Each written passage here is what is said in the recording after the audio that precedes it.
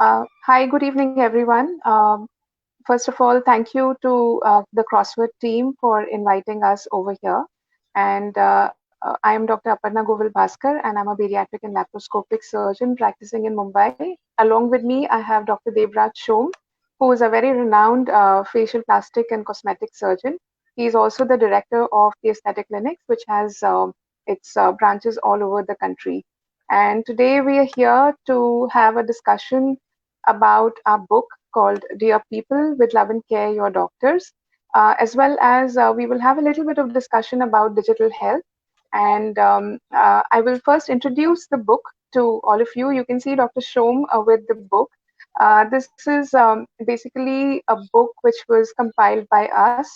This book was released last year in 2019 August, and the publisher was Bloomsbury.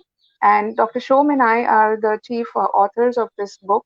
This contains 34 stories which have been contributed by very renowned doctors from all across the world. So we had doctors contributing from India, from USA, from South America, from UK, and everywhere else. So this is the book, and the foreword of this book was very kindly contributed by His Holiness Dalai Lama, and he has been very strongly, very supportive of doctors and their cause.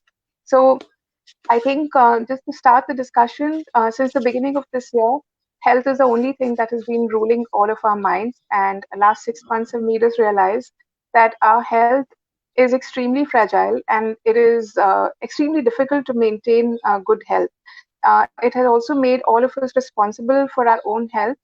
Unfortunately, before this COVID-19 pandemic happened, I think all of us had taken healthcare system a little bit for granted. And for a long time, there was a lot of strain in the doctor-patient relationship.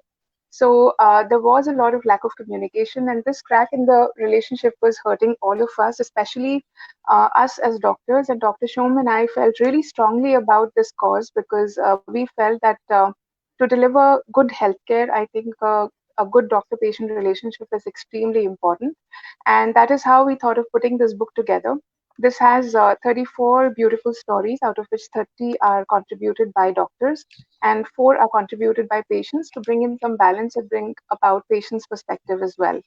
So I would like Dr. Shom to speak a little bit more about the book, and then we can take the discussion forward. Thank you, Aparna.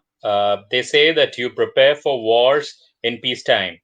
Similarly, you prepare for pandemics in peacetime as well.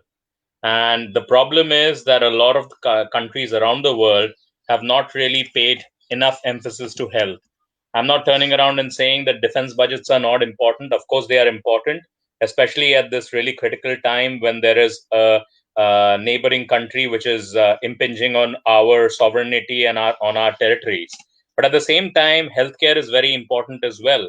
And we've realized this very important part at this time of the pandemic.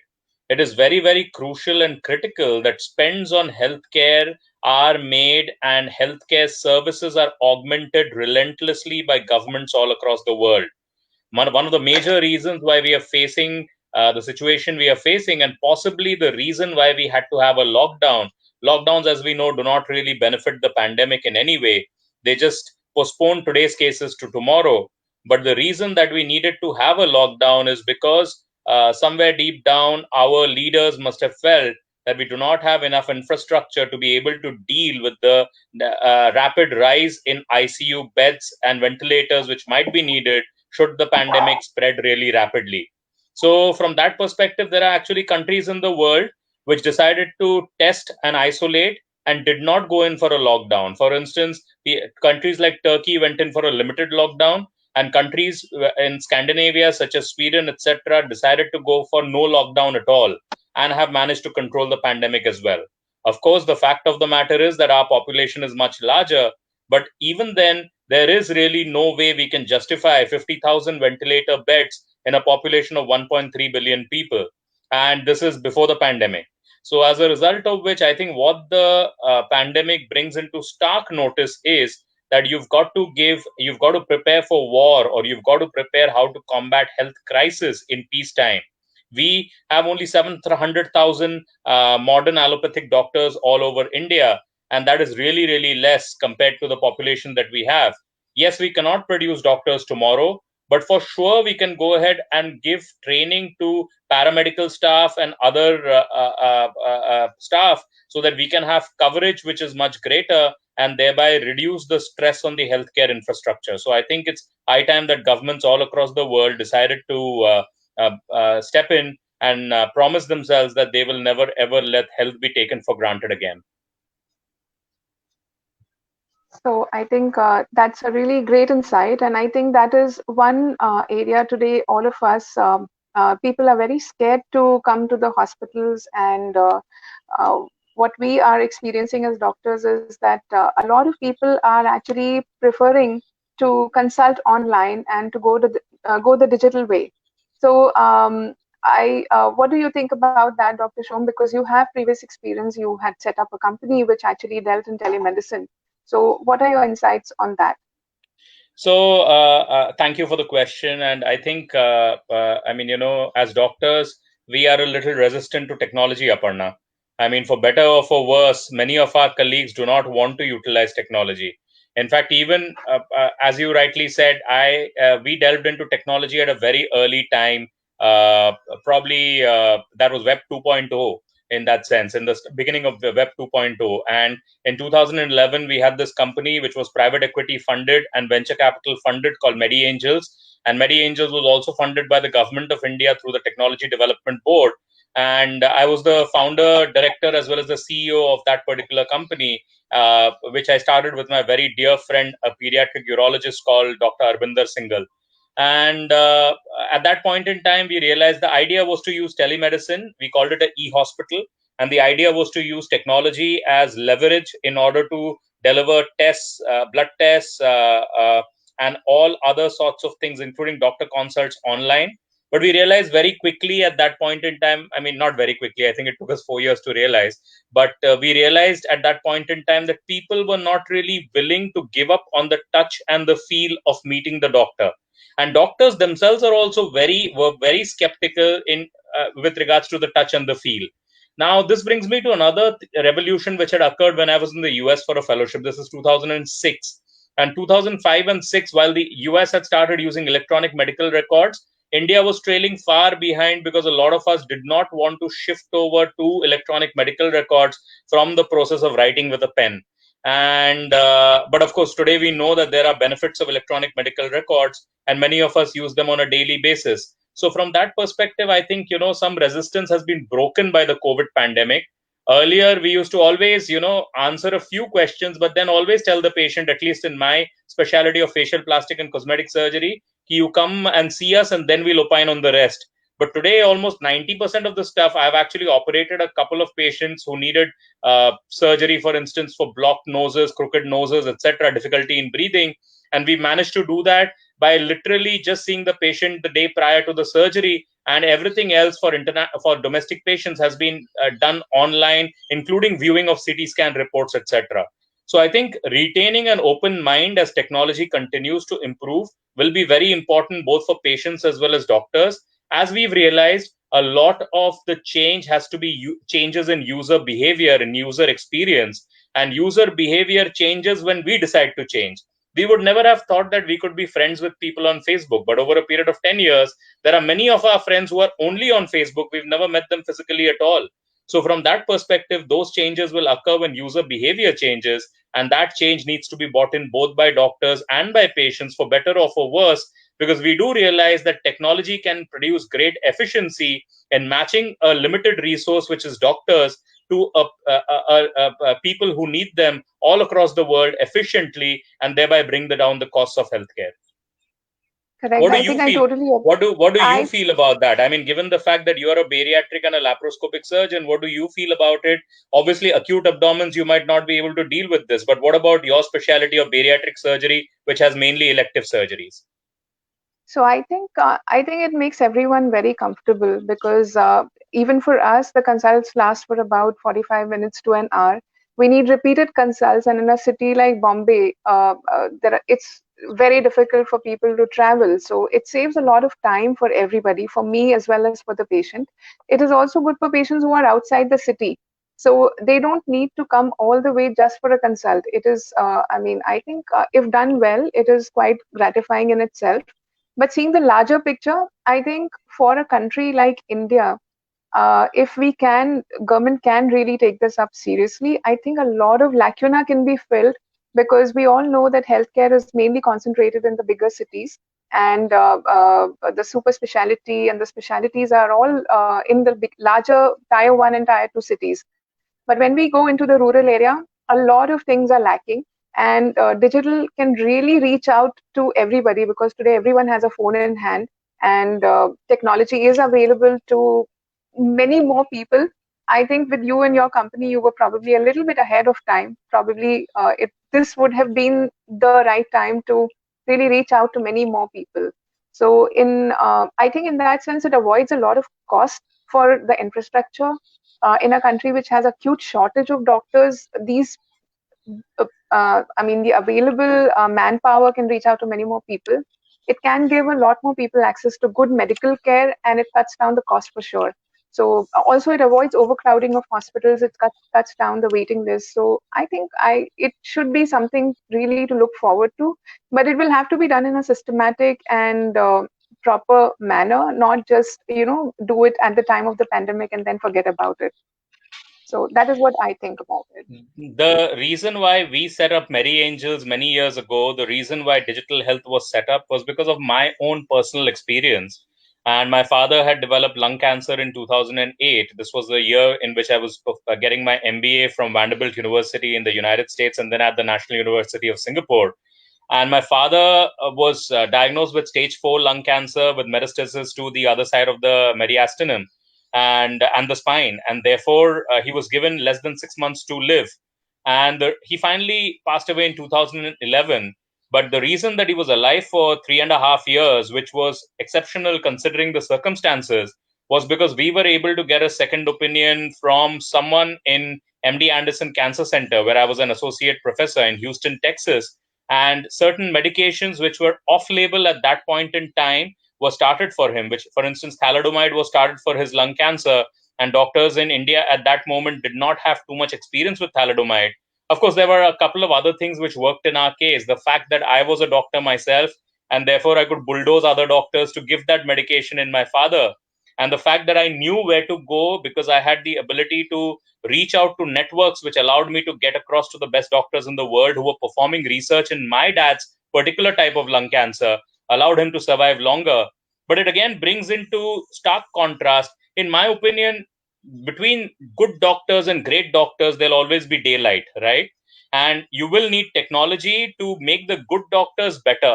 But the great doctors will probably, at least in the near foreseeable future, even if you use artificial intelligence, even if you use IBM Watson and other technologies, fact of the matter is the great doctor becomes such because of his ability to diagnose and perceive used cases, which is far better than any computer can do. And as we've seen in chess also, we've seen that it took many years before artificial intelligence run chess could defeat people like Garry Kasparov. Because the human brain has so many layers of stuff that it can analyze that it is difficult for two bilayered systems like artificial intelligence to beat it at this point, just with data. So therefore, I think the most important point is you being in Mumbai allows, if you are visible through technology due to having a website, and if people can go ahead and utilize even a system like WhatsApp to develop confidence with you, why should someone in Raipur or why should someone in a small city somewhere else in the northeast of the country not have access to best bariatric care? Why should that person think that he has to get treated by whoever is locally available? If we are using locally and sourcing globally for everything, including fruits, I can't see why it should not happen for doctors and thereby reduce the cost in the system significantly. Definitely, but I think the other thing that really needs to go hand in hand is our laws and the legal system, because even you are aware that till about 3 months ago, we were not allowed to treat patients on phone or on reply on WhatsApp messages. Of course, we were doing it on a personal level, but people could pull us to the court and make us legally liable for something like that. In fact, I mean, there have been cases where this has been done, and people have been penalized for something like that. So we definitely need to think a little bit more and make it a little more systematic and probably more foolproof than what it is at the moment. Definitely. And the unfortunate thing is that sometimes, of course, it's a big country and there are many states. India is almost like a continent in that sense. So it does probably become difficult to administer it. Whenever I feel like criticizing the government, which is, I feel this very often though, but whenever I feel like criticizing the government, I remind myself that we find it difficult to run our homes, which are made up of 3 and 4 people, and to run our own establishments, which are made up of 20 and 30 people. How then can you run seamlessly a country which is made up of 130 crores or 1.3 billion people? So it's not easy. But yes, the legal system could probably serve as greater enablers and be less restrictive, because at this moment in time, it's almost as if you're damned if you do and damned if you don't if you're a doctor. So from that perspective, utilizing that the legal system, especially when we enter a very exciting stage now, for instance, in videos, the major thing which is coming up is just like interactive TV. Interactive videos is becoming a part of your lives. And in the next 5 years or so, the only videos which you'll have will be interactive, in the sense that you'll be able to click on the video and decide which path you want the video to take, just like which movie you want, how you want the ending of a movie to be decided. Movies are being made with multiple endings at this moment. So similarly, in healthcare also, as the tools become better, I'm sure we'll have tools which will allow patients to possibly keep something on their finger, which will give you the pulse ox or the oxygen concentration in their blood sitting there, a doctor sitting on the other side. As personal monitoring tools improve, I think telemedicine will really take off, and that will really be the beginning on the spawning of the digital revolution, because you will be able to diagnose far greater number of people without essentially seeing them. Or as my dad, who was a ENT surgeon, used to say, how can you really diagnose a patient without going ahead and putting your stomach on the abdomen? So you will probably be able to diagnose people without putting a hand on the abdomen, and that's where technology is leading us. Definitely. And I think the pandemic definitely has its problems, but it has also brought out a lot of positive in many aspects of life. And digital is So probably a very big positive. are you suggesting we should have a pandemic No, once every 2 years? no. No, not at all. But definitely, I think the optimist in me sees that there are a lot of positives, and digital health is definitely a very big positive, which will change healthcare to a very large extent. I think India has been lagging behind in terms of digital health when I think most countries, many countries in the world have taken a lead, and they are far more advanced than we are. And it is especially needed here with such a large population and with just probably one doctor per 1,000, 1,200 people. So I think it will really help our people. The thing is, in anything, Aparna, in which the reason that e-commerce is so successful is because you are able to actually source things from multiple suppliers, bring them to a common shop front, which could be an Amazon, and then you're able to find buyers from all across the country. And thereby, by removing the inefficiencies of the supply and demand system, and by making the supply and the demand curves map each other and match each other, you're able to reduce costs. This will work really beautifully in medicine, because if you are able to get the most qualified, you'll never have enough doctors, right? How do we produce enough bariatric surgeons or enough laparoscopic surgeons for every Indian? Because every bariatric surgeon or laparoscopic surgeon who comes out will have spent 10 plus years in training to become that kind of surgeon. And after 10 plus years of training, you can't turn around and tell them that, listen, you have to go ahead and practice in a small town in the northeast of India, the east of India, or the south of India. They will practice in whichever large city they have the right to do that. So once they do that, there will always be a shortfall, at least for the major super specialities in the smaller towns. While you can solve some of those problems by using midwives, etc., for deliveries, and you can augment the primary healthcare center, and we need to augment the primary and the community healthcare centers. But at the same time, at the last mile of delivery, tertiary care will always be performed in the big cities. You're not going to be able to change that. No large country has been able to change that. it will be extremely costly for the system to have a surgeon like Aparna in every city or every town or every village in India. It's just not possible. And so, from that perspective, the enabler, which is technology, to bring a rare resource in front of multiple buyers and to map the supply and the demand curves are a very, very important and integral part of medicine. The sooner doctors realize this and the sooner they start avoiding technology and using more technology, the better it will be. I mean, we always get to hear doctors saying that we don't understand technology because we are doctors, but clearly that excuse is not going to work into the new millennium as we move forwards. Correct. And I think that holds true for your specialty as well, because I think facial surgery is very mathematical in terms of imaging and everything. So that must be helping you. And if you get the images online, I think it helps to make decisions. Ultimately, as a buyer, you need to have more choice. I'm all for democracies and I'm all against autocracies. So, from that perspective, if a buyer can get more choice, I'm sorry to call a patient a buyer, but everyone needs to have the right choice. And if they have the right choice to make a decision and the correct platform to choose the right doctor, who knows, they might have a better outcome like I did with my father. And obviously, my father lived to be 67, but it's the last 3 years of his life that I cherish the most, because we knew that he was going to pass away, and therefore every day was a blessing in that sense. And if everyone's fathers could get 3 years more with their children because they were able to source the best medical care and the best medical minds to solve their particular problem, who are we to complain? Correct. And I think that brings me to our book two as well, because book two is a little more inclined to innovation. And I think digital health for us is also going to be a very big disruptive innovation, which is going to disrupt healthcare, at least in India.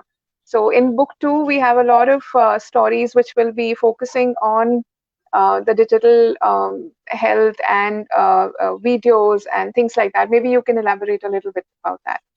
I think the most exciting part about getting all these wonderful authors together and writing or getting together an anthology of short stories, the most exciting bit about all of this, Aparna, for me, is that we learn a lot. I mean, we meet people from all across the world, we meet authors from all across the world. And because you listen to so many people and so many perspectives and so many large companies as we are meeting for Big Book 2, ultimately it goes ahead and makes us look smarter than we are.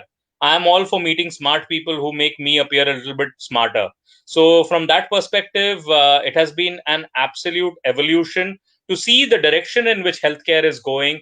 I think we have brilliant minds all over. People hear about, Tesla, and people hear about SpaceX and think that those are the only companies which are driving innovation. A lot of Indian companies are driving a supreme amount of innovation in digital as well as in healthcare. And I think the government, if it can play a role of enabling some of those, we'll have a very different world in 2050 than we do in 2020. I, for one, didn't know that in 2020 we would have such a comfortable life. Of course, we complain about the pandemic, but the fact of the matter is, if you had the pandemic in 2000 or 1998, you would possibly be stuck with a Nokia phone which didn't even work. So, from that perspective, to get to 2020 and be connected to everyone, despite spending almost 3+ months at home, has been a real revelation. And I think as technology and as networks get better and better and better, medical or healthcare knowledge will improve all over the world. It's the great enabler. Imagine when we were in medical school, journals were a rare thing, weren't they? I don't know what was the case in your particular college, but in Grant Medical College, journals were rare. And today we are able to contribute to the journals that we hardly could read when we were students. So it's all happened because of the internet and because of the enabling ability of digital going viral. And so, from that perspective, I think the second book will be very, very readable for people who want to know more about how technology is going to impact our lives, especially in healthcare. You want to talk more about the sort of authors we have and how we are targeting a release, etc.? I think you can do that better than me. And basically, what I want to say is that there is a lot of interest in health amongst everyone, like all over the world. People are really interested in knowing about health. And the books that we are bringing out are basically a bridge between healthcare and common people, because we really want you to know what goes on in a hospital, in an innovator's life, in challenging situations. So how these things are tackled and how we beat diseases ultimately. So I think you can talk about the authors. I think Vishal has a question. Thanks, Rohit, for your comments, and hope you've read the book. When we went to Bloomsbury and we decided to publish this particular book, author, the publishing house, God bless them, thought that there would only be possibly 2 or 3,000 copies of this book which might get sold. Obviously, if it's a story of doctors, for doctors, and by doctors, and it will be read only by doctors, then how many copies can you sell? But it's almost 12 to 15,000 copies at this moment. Don't know the exact numbers because of the pandemic, but somewhere between 12 to 15,000 copies. And we've been on the bestseller list. This book has been on the bestseller list of every single thing that you can think of, including crossword. And this bestseller book, has been an Amazon India #7 bestseller. Two numbers ahead of Michelle Obama. So from that perspective, I think this book has done really, really well. It is important, Vishal, to have a good doctor-patient relationship, because doctors and patients define everything that is nice in human beings. You have seen a doctor for the first time when you were getting born, and irrespective of whatever happens, whenever all of us die, we will see a doctor last. So therefore, that relationship is something which has to stand the test of time. When a doctor-patient relationship goes awry, society suffers.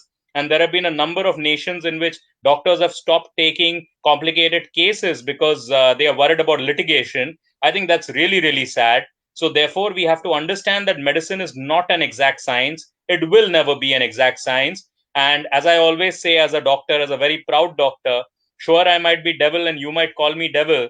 But if you must call me devil, please spend a few minutes in my shoes so you can see how difficult or how easy it is to make the decisions that we make as doctors. That's what this book brings about. It's all about love and care. Aparna and I were very, very privileged to bring forward stories which have, of people who have changed lives of other people and of patients whose lives were changed by doctors. And we hope you will look forward to Dear People Book 2, which will be released from the United States. And hopefully that will be the 2021 bestseller to look forward to. Ending comments from Aparna. So that's all, and I would really like to thank the CrossFit team and as well as Dr. Shom for this really interesting session, and very unexpected to have two doctors on a platform like CrossWord. So really thankful for that. Thank you very much. Thank you, everyone. Thank you, CrossWord, for having us here. Thank you, Bloomsbury, for publishing this book and getting our voice out to many people. For anyone out there who's listening and who wants to become an author, you can become an author too. Because if we can become an author, anyone can become an author. So from that perspective, I don't think it's that big a deal. And dreams do come true. Ladies and gentlemen, if you go ahead and really decide to live your dreams do come true. Ultimately, we have only one life. Why should we be typecast and bucketed as doctor, author, etc.? Why can't we have the whole world? मुझे तो जान भी चाहिए और जहान भी चाहिए. And that is what should govern each one of us. Thank you, everyone. Lots of love from Aparna and Debraj and from the Dear People with Love and Care, your doctors team. Hope you've read this right now. If you have not, go rush, get your copy. You'll be one amongst 15,000 people who'll be having the copy. Thank you very much. Lots of love. Thank you. Thank you so much.